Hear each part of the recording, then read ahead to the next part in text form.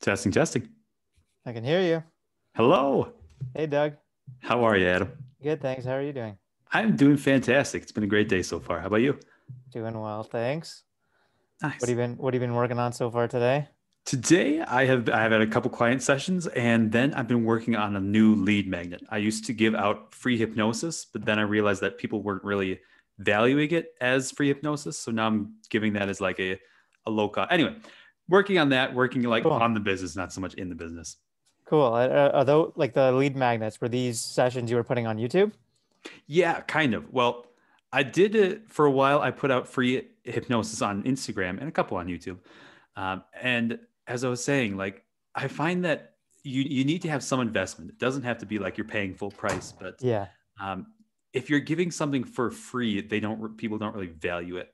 And so I still want to give those resources, but I also want to make sure people are actually getting benefits from what I'm giving out. So yeah, makes sense. Well, anyways, nice to meet you, and thanks for taking time to chat. I appreciate it. absolutely.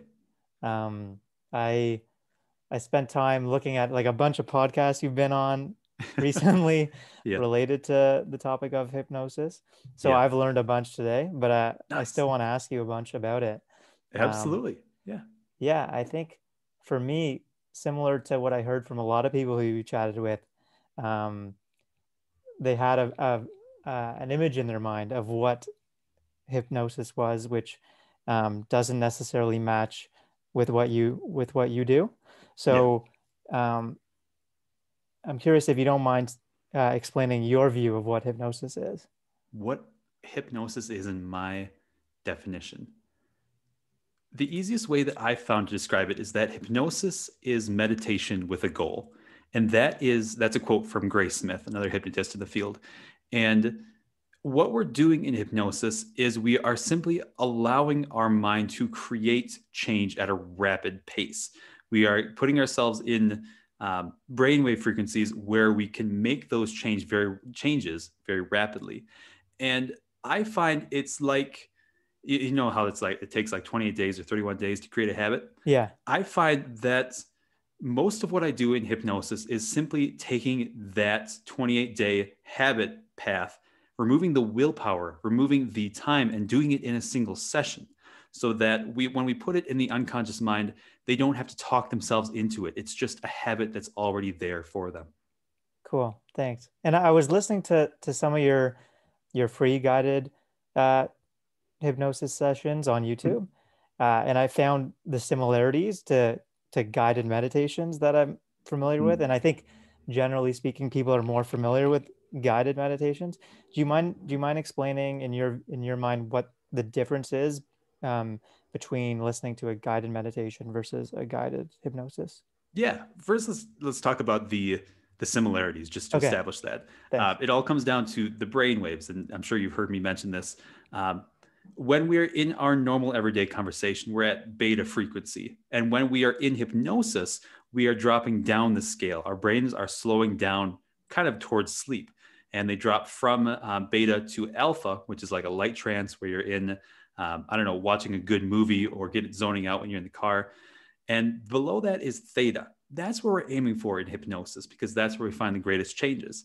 Now, solo meditation doesn't often slow down your brain, it actually speeds it up. But in guided meditation, that's that weird middle ground between hypnosis and meditation because you are slowing down your brain waves just as you would in hypnosis. And what I find from listening to guided meditations is that oftentimes these teachers are pulling in resources from hypnosis, whether it's the language patterns or it's the visualizations or it's the different psychological tools that I can clearly see are from this hypnotic background. I don't know if they're doing that intentionally or it's just become part of the nomenclature in guided meditations.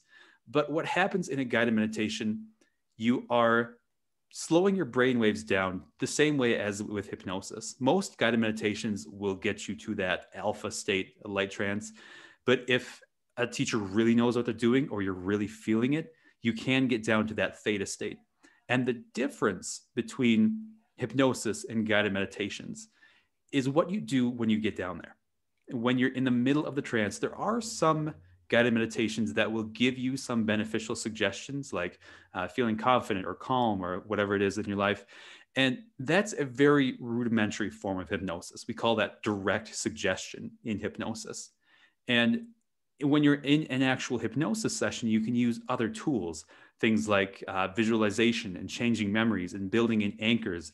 And I personally find that guided meditations can create some powerful changes just with those direct suggestions, but the flexibility of what you can do and the changes you can make and the problems you can work with are so much greater in hypnosis.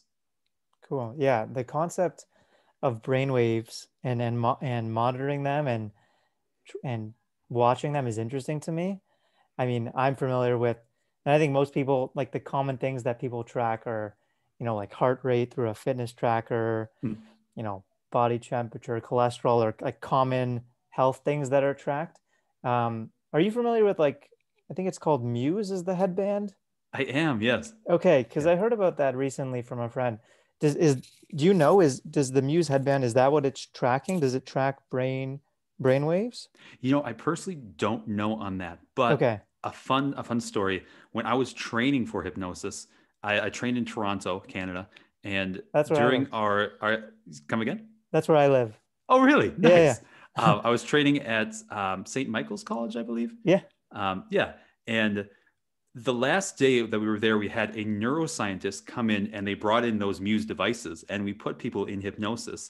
And I don't exactly remember whether it was the brainwave patterns or exactly what it was. That research came further on down my path. But um, the neuroscientists, they're studying this stuff just as much as hypnotists are, for sure. cool. And in terms of like people wrapping their head around what is the benefit of Mhm. hypnosis, because if they're not familiar with it. So for me, at least personally for me, I've experimented with meditation. I've never had, I'd say, what I'd call a habit around it where it's Yeah, been consistent. But what I've found, like in terms of, because people often ask me with meditation, like, what's the practical kind of benefit? And yeah, for me, through guided meditations, like an example of one I've found helpful is when they ask you to like count your breath um, up to 10 and repeat that and notice if you lose your focus and stop counting your breath and see how long it takes you to actually realize, oh wait, I stopped counting my breath yeah. 2 minutes ago and I got lost in a thought pattern that I didn't notice. So that's been helpful for me, to just become more aware of how much kind of thoughts are sometimes out of our control, or we don't even notice that we're going down certain Yeah. thought patterns. So I'm curious, like, what would be the parallel maybe through hypnosis around something kind of practical that someone would take away from a session? Yeah. What I find, as you mentioned, meditations and both guided and solo, they're often about just focusing on things. And as I meditate as well. And I do often notice, like sometimes my mind drifts away and I notice it. Sometimes my mind is so far gone, I don't even realize it until I'm almost done with meditation. Yeah. And I think the takeaway with that is that hypnosis, when you're doing self hypnosis, it's a little bit different because you have to be both the person doing the hypnosis and the person in hypnosis. So that at that time it can be a little difficult to maintain that focus. But when you are in hypnosis with a hypnotist, you can really lose focus consciously because your unconscious mind is listening. And that's the beauty of it. Your unconscious mind, for all of us, it's always listening because it's keeping us safe. It's that fight, flight, or freeze response. And that's kind of where it comes from. But what I find in hypnosis is that even if you struggle in meditation with keeping your focus, like I guess we all do, um, that's not such a big issue in hypnosis because that's your conscious mind is really not the part of you that the hypnotist is communicating with. And what I was touching on with self hypnosis versus hypnosis with another person is that you don't have to attempt to maintain that focus because the other person is doing it for you. They're fully aware. They're going to guide you where you want to go. And yeah, does that answer the question? Yeah, it does. Thanks. Um, do you have any thoughts on why hypnosis hasn't become as mainstream, like at least so far as meditation. Oh Um, man. Yeah. I wonder that myself, like looking in the past decades at how mindfulness has just taken off so yeah, much. Um, I think it all comes down to the misconceptions that we have around hypnosis. So, a brief history of hypnosis, just to touch on it. We've had hypnosis since the ancient Greeks. That's actually where the word hypnosis comes from. The god Hypnos was the god of sleep, and they would build temples, and people would go to these places, put themselves in trance, and do all kind of crazy, freaky stuff. But um, it really hypnosis as a scientific thing got started around the Victorian age. I believe in 1892 that was the first major medical association approved it. That was the British Medical Association. But um, I think it all came down to the the stage show side of hypnosis. There was a point in time where the medical establishment was really kind of railing on hypnosis because of its history with mesmerism. And when someone says, they were mesmerized, that actually comes from one of the early practitioners in hypnosis. To give you a brief history of Mesmer, he practiced something called magnetism, which you would wave a magnet over someone and their blood clotting would stop, which in those days when they didn't have, they had rudimentary tools, was really important. One day Mesmer forgot his magnets, and so he just grabbed a stick and passed it over the wound, and using their mind, the person, they clotted the wound.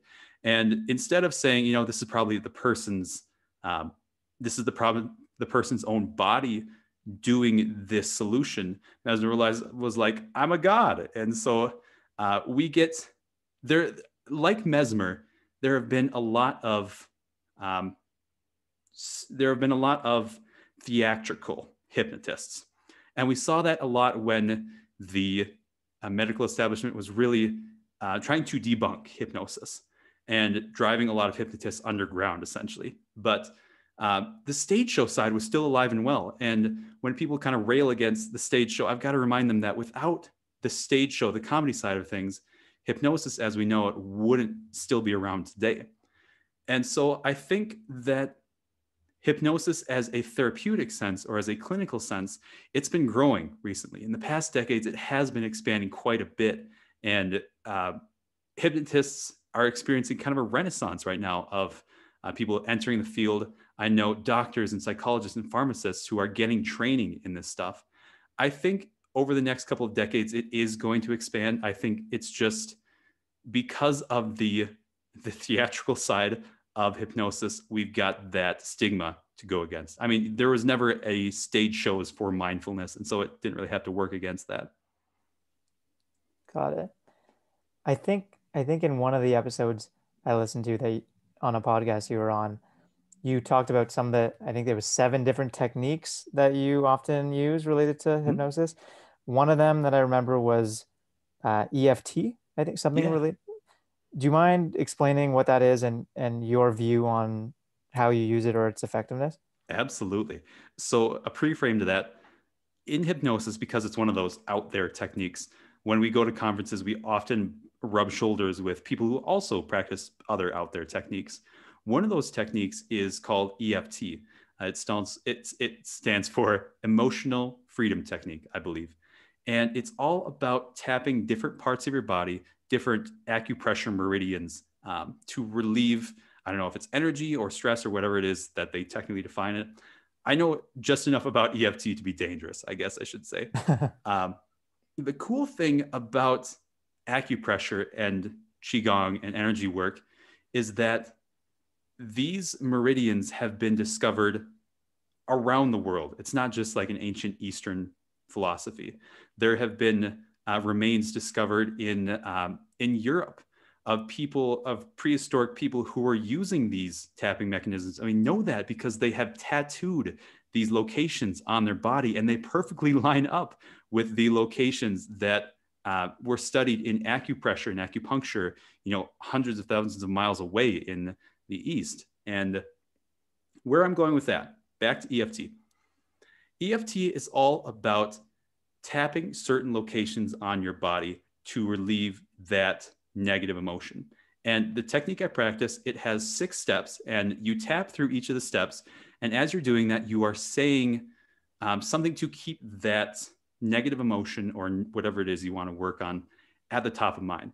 So when I work with anxiety relief, I have them say like anxiety relief or like anxious feelings as they're tapping to reduce that. And they do 3 to 4 rounds of it.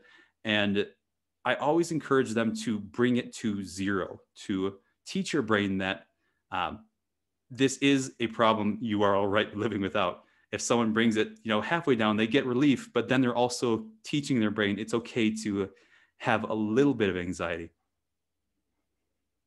Thanks. Yeah, when I was looking into emotional freedom techniques, um, I was just reading up on Wikipedia, and I noticed so Wikipedia, like it said that um, the consensus is that beyond like a placebo effect, um, it doesn't, there isn't scientific evidence to support it, um, and that it's generally characterized as pseudoscience. And it said similar things about acupuncture, which I was a bit surprised. Like I've never done acupuncture or EFT, Mm. but for instance, in the acupressure realm, I have an acupressure mat that Yeah. I lie on for like back pain and stress relief, and I love it, and I find it very effective. So, anyways, I guess I'm trying to think of the question I'm trying to ask you, but I'm curious. Like, do you view it as a pseudoscience? Do you think that, or do you think that the scientific community like might change their stance on this type of Yeah. therapy? What's your view? Gosh, I really, you know, I wish there was the science to back it up, like the research to back it up. Because hypnosis, when someone comes in and like hypnosis is fake, I can say no, clearly, like we've got this century of research to back this up. I can't always say that with EFT and the other techniques I practice. Okay. I always tell people that you can use these techniques if you want to. I mean, I'm not going to force them on you for sure. Um, Other people have found extreme results with these. I've heard some amazing, amazing results with these. I've heard of people uh, curing their fibromyalgia with this stuff. I've heard of people dealing with chronic pain, mental illnesses. And I'm in that same boat. I want the science of it, but at the same time, I think it's coming. I think it's coming down the pipeline. I mean, the 1950s, doctors were smoking just along with the rest of everybody, and back in the 1850s, we were using magnets to stop people's bleeding. I mean, like society or science and the medical establishment, it catches up and it retracts statements that it has made and takes back attacks it has placed on other things. For a long time, people were trying to disprove hypnosis, and that's why we've got such a effective body of research behind it to say no, this actually does work. And I think if EFT is on the same trajectory as hypnosis, we're going to see a lot more research in the future about it. What would you suggest for someone listening who's skeptical, related to some of the evidence in support of hypnosis? Do you know of any specific like articles or anything you would direct them to? Any people to read into? Oh yes, I have actually on my website. I've got like 7 or 8 of my favorite research studies. Um, I can get some quick facts about hypnosis. In 1892, it was approved by the British Medical Association, as you know. Yeah. In the 1950s, it was approved by the American Medical Association, later by the National Institute of Health, the American Psychological Association. I'm actually working with a cancer group out of Utah right now to bring hypnosis to cancer patients because it's a recommended treatment by the National Cancer Institute. So those are some quick facts. I believe there is if someone really wants to deep dive into the hypnosis, someone in the field of hypnosis has compiled some of the best research on hypnosis, like 101 studies on hypnosis. His name is Richard Nongard, and he offers that for free online. Just send your email or whatever. And that's a great starting point for that. Thanks. I'll check out Richard, and I'll check out your website as well. Absolutely. Um, Related to your comment earlier around some of the differences between meditation and hypnosis, you mentioned meditation you can do on your own. hypnosis requires two people. Mhm. Do you think that hypnosis could exist in like in a guided form, like through an app, where it's, because I know you do the live sessions, Yeah. right? But I know that apps like Calm and Headspace, which are meditation apps, have become very popular. I'm curious, do you think hypnosis might end up in that direction where Oh, there's an app where absolutely. it's, yeah, Yeah. There's actually, I mean, the hypnotists are not the most technical people. They're most a brief note, like I am probably one of the youngest clinical hypnotists. When I go to conferences, everyone else is older than me by like 20 years. And interesting. so that note being aside, there is at least one major hypnosis app already out there. And hypnotists have been putting out pre-recorded audios for decades now. You can use hypnosis without an actual hypnotist being there, and it's a very effective way to get started in hypnosis. These tracks run anywhere from like $20 to like $50 or something. Very cost effective, and for a long time, people were wondering like how effective are these actual tracks, and they did a study on it. And depending on how invested a person was in that change, it can be just as effective to listen to that pre-recorded track as to have an actual hypnotist. Now, to create a pre-recorded track, the hypnotist has to be a little flexible, because when you're working one-on-one, you can tailor make it exactly to that person. But in audio track, you've got to expand it out and make sure it hits with the general audience. Yeah. Yeah, it makes sense. Um, do you have any examples, like personal examples with that you're able to share related to people you've worked with, clients you've worked with, and some of the benefits that they've seen? Absolutely. As I work with confidential information, so I am bound by HIPAA confidentiality. So all names are changed. The one I often tell is the story of Bill. He was a CEO out of California, and he came to me because he'd gone over the handlebars of his mountain bike, and he was having anxiety about getting back on.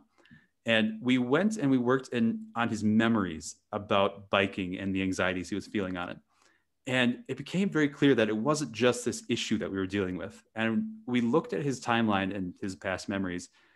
And there was this memory when he was very young that he had completely blocked out. He didn't even remember it consciously. He had been like, I don't know, 3 or 4 or something around that time age. One of the first times he rode a bike, his father had not tightened the training wheels enough, and one of them fell off. And he had that terrifying moment of losing complete control and tipping over and falling on the concrete. And when we worked with that memory, we were able to give him resources and strip away that negative emotion so that he no longer felt that fear. And he came out of the session. He was a little bit dazed and and he called me up a couple of weeks later, and he said he was seeing amazing changes, not only on the mountain bike, but in his business as well. He was having new courage to pursue new business opportunities and to also start a blog that he'd been working on for 3 years. And, or I should say, he'd been, trying to start for 3 years. And that's the story of Bill. Just actually, a couple months ago, I worked with a woman, let's call her Jenny or something. She was out of West Virginia, and she came to me for smoking cessation. And we worked with smoking cessation, got that figured out. And I threw in a few suggestions about confidence just as a bonus. And I talked to her not long after that. And Jenny said that she'd actually left her relationship. And I was a little stunned by that. Sometimes we have unexpected consequences, usually in the good sense. But she said, I link it back to that hypnosis session because you gave me suggestions about confidence. And I'd been sitting in that relationship for years because I hadn't felt confident enough to leave it. And so not only knowing that she could quit smoking gave her that confidence, but those suggestions built her up that she could pursue something that was a little more beneficial for her life. Thanks for sharing those stories, and congrats on having such a big impact on people. That's awesome. Absolutely. I, I'm still honored to this day that I can help people in such amazing ways. I get the calls, and the part of me is like, oh man, like we actually worked together. We created that change. It blows my mind. So, Doug, the way you described those sessions, it sounded like in some aspects there was some two-way dialogue where you're asking the client questions maybe and trying to surface things. Mhm. Is that the case? Because my perception of hypnosis is that it's more like one way, like the client is not responding, but Yeah. they're being hypnotized. So there are two ideas of clinical hypnosis. There's the traditional model, which is the hypnotist literally just tells you what to do, what to fix. And then there's the what we call the Ericksonian model, based off of Milton Erickson. And then that came around in the 1950s or so. Um, anyway, Ericksonian hypnosis is all about offering the client options, because when you offer someone an inclusion in their change process, the results that you get are so much more effective. They're invested in it. And taking that one step further, when you're communicating with someone's unconscious mind, you are using what are called they're called idiomotor signals. And these are muscle responses. And it's not just like you're looking for someone's finger to twitch and like, oh, that's a yes. What we're doing, we're setting these up in the very beginning stages of the session to walk through a very popular idiomotor program. It's called the Swan. It's by Bob Burns, I believe. But you have a person put their elbow on the table, and then they have their little hand here, and then you're talking to the person, and then you gradually switch and you say, now I want to talk to the part of you that controls such and such a problem. And when you're ready to give me a yes signal, go ahead and twitch one of those fingers on that hand. And usually within 5 seconds, one of their fingers twitches and the person freaks out. They're like, I didn't do that. Like, what was that? And I love that one because it shows them the power of their own mind. And so when working with the Swan, we talk to that part and we say, give me a sign for yes, and then it twitches, and then give me a sign for no, and then another finger twitches or another signal twitches. Now, there are some ways or some forms of hypnosis where you can get direct communication, like a person can communicate and speak in trance. The problem with that is that you typically can't do that when a person is all the way in that theta state. They're usually in a light trance. And so I've found it's more effective to communicate with yes or no answers with the idiomotor responses rather than to communicate and get a vocalized response. Thanks. In the second example of the two stories you gave, Yeah. you talked about smoking cessation.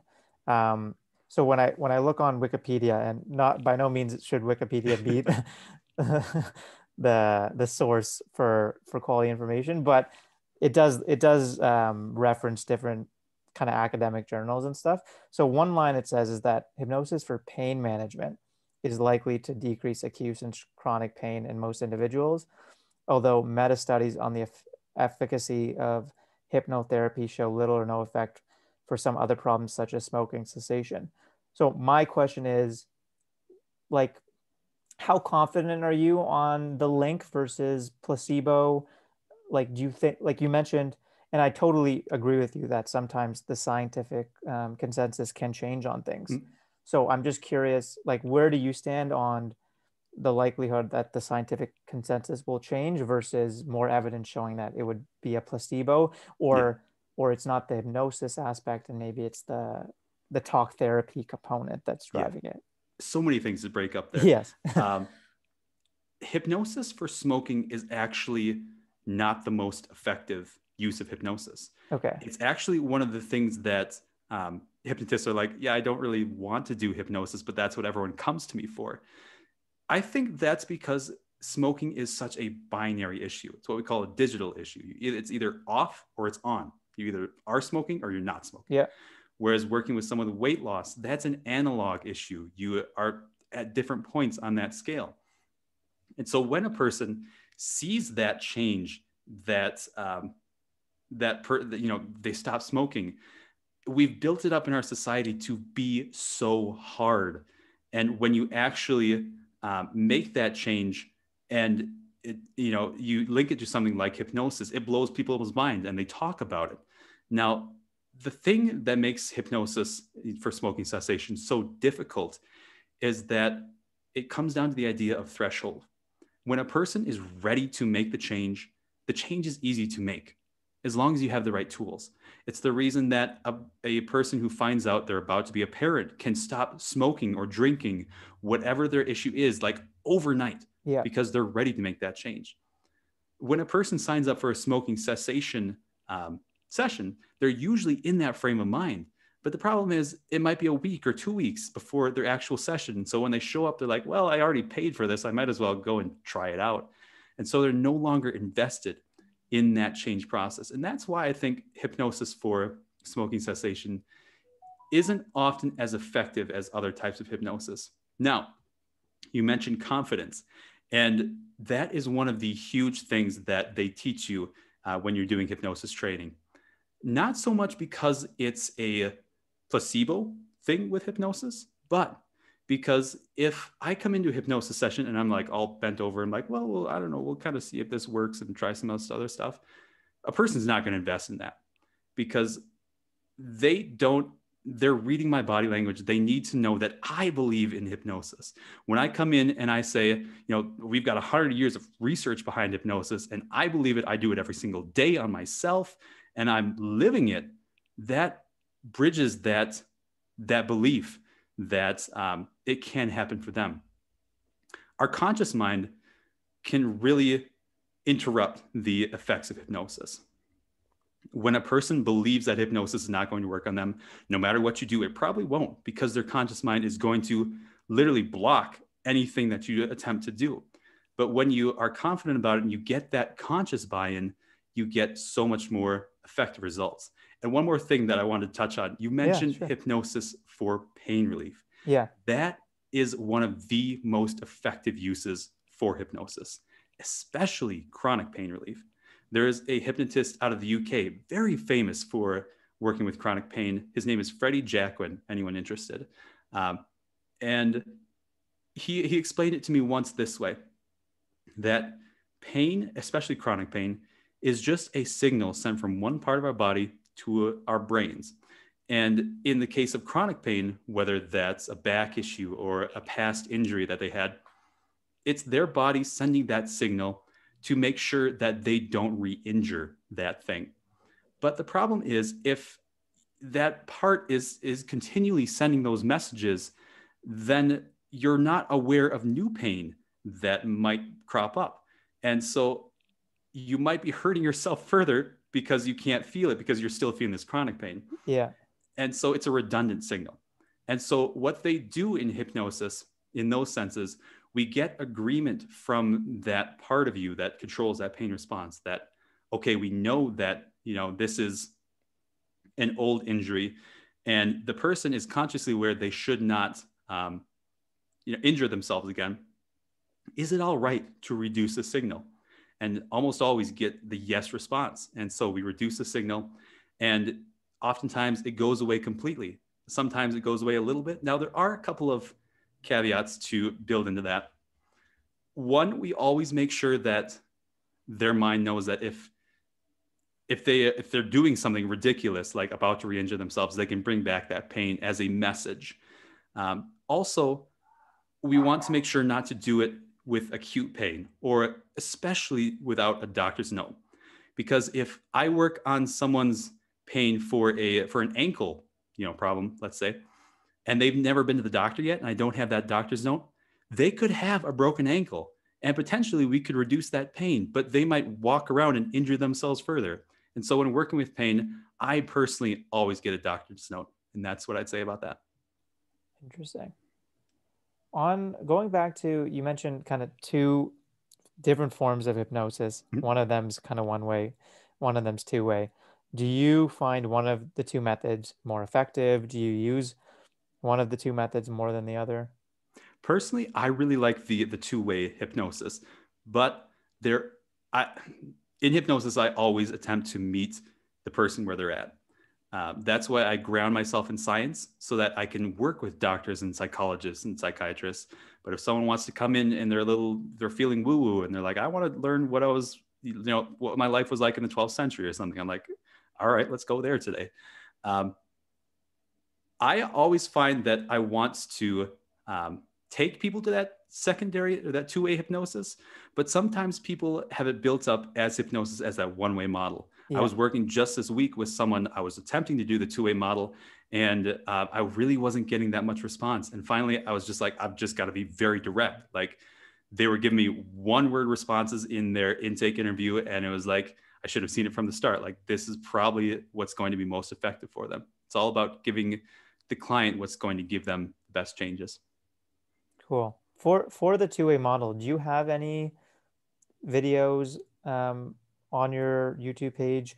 Like, do you have any examples where maybe a client has been willing to be shared in a video to like to give people potential new clients like a better sense of what that model looks like? Gosh, that's a great idea. I don't yet, but if someone wants to, we talked about ideomotor work. If someone wants to see that in action, just Google Bob Burns, the Swan, and that will give you a really, I mean, I'm sure there's hundreds of videos out there on it. That will give you a good idea of what an interactive hypnosis session might actually look like for you. Thanks. And if someone listening is interested in potentially like working with you, is there a particular video? I know you have a lot of videos on your YouTube channel. Is there a particular one or a particular place you would want to direct them to learn a bit more? Mm. I would say if someone wants to experience hypnosis, I do have some past resources, more so on my Instagram than YouTube, but I can put those up there as well. Um, I've done work with anxiety relief and food cravings and seasonal affective disorder, and I put those up for free on my Instagram page. Um, just search through my IGTV channel. My handle is at making your meaning. And I do have some free hypnosis giveaways on my website, and that is anywherehypnosis.com. Thanks. And Doug, do you have a sense of like what percentage of your clients walk away feeling like it was worthwhile or a positive experience? I know it Absolutely. might not Yeah. work for everyone, but do you have a sense? Yeah. As with anything, any uh, change modality, hypnosis is not 100% effective all the Yeah. time. I would say that right around that um, 80 to 90% mark. When I started off, I was seeing about a 70%. And then as I was really learning these techniques and getting confident in them and showing people that I can get these results, my effectiveness really went up. I would say most months it's right around that 85%. And how many sessions do you recommend or typically have with a client? Over what period of time? Is it an ongoing thing? Yeah. I know a lot of hypnotists who say, I can fix an issue in a single session. And that's cool and that sounds great for marketing. But what I find is it's like you're ripping out that problem and slapping up something in its place. And it's not very elegant, and the change is probably not going to last forever. I find that the best results come with a program. Typically, I recommend clients go through a program. Typically, 3 to 5 sessions is a great place to start. And it's usually about a week in between sessions. Some different issues they require more than that. Some are very, they're like for when I'm working with weight loss, it's typically like 4 sessions and that's it because that's all I need. But when I'm working with a really big issue, sometimes it does take more than that. Thanks. Oh, and I wanted to ask you, what is your thoughts on NLP or neuralistic programming? I think you brought it up on a different podcast Absolutely. episode. Yeah. I personally love NLP. I'm still learning it, but a NLP comes from hypnosis. It's an offshoot of it. They built or they created NLP by studying hypnotists and different therapists to see what made them so effective. And uh, when when I'm both in the hypnosis world and in the business world as an entrepreneur, I see it everywhere. Like a lot of people don't realize that Tony Robbins, one of the most famous business gurus of all time, he is an NLP practitioner. Hmm. And these techniques, they're so rapid, and you don't have to label them with the funny word of hypnosis. You can just call it a visualization technique or a mindfulness technique, or you can just say, hey, imagine this with me. Or it's so flexible, and it's something that I'm expanding into more. And I'm also folding in those techniques into the actual trance project process in hypnosis to get some amazing results. So what would you say to someone? This one is similar to, I think, EFT, in that, like, when I read into NLP, it says there isn't really scientific evidence yet supporting NLP, and it's considered pseudoscience. Like, would your suggestion be, so I think hypnosis is a little different in that Yeah. there is science to support it, but for these other areas that don't have the support, would your recommendation still be like to try it and see if it works for someone, because you think like the scientific consensus can change? I would say so. Personally, I believe NLP has a lot bigger track record, especially in the West, than EFT. I mean, we've been using this since like the 60s or the 70s, whenever it really started coming out and getting popular. And yes, there isn't a whole lot of science behind it yet. I mean, it's only been around for a couple of decades, but Yeah. the sheer popularity of it in the business community. If you go to any life coach or any business coach, I guarantee you they're using NLP techniques, whether they know them as that or not. NLP is a very effective way at it looks at how our mind works rather than fixing problems. It looks at the processes it does or it uses for creating memories or creating our emotions. Cool. Um, thank you, Doug, for the past 45 minutes. I've learned a lot about this world that I wasn't that familiar with, so I really appreciate it. Is there anything you were hoping to discuss that we didn't get it, that we haven't chatted? Man, this has been a fantastic conversation. I think we've really touched all the bases. Yeah, Awesome. Well, yeah, thank you so much for your time. And it was great meeting you. absolutely. Great to meet you as well. All right. See ya. Mhm. Bye, Doug. Bye-bye.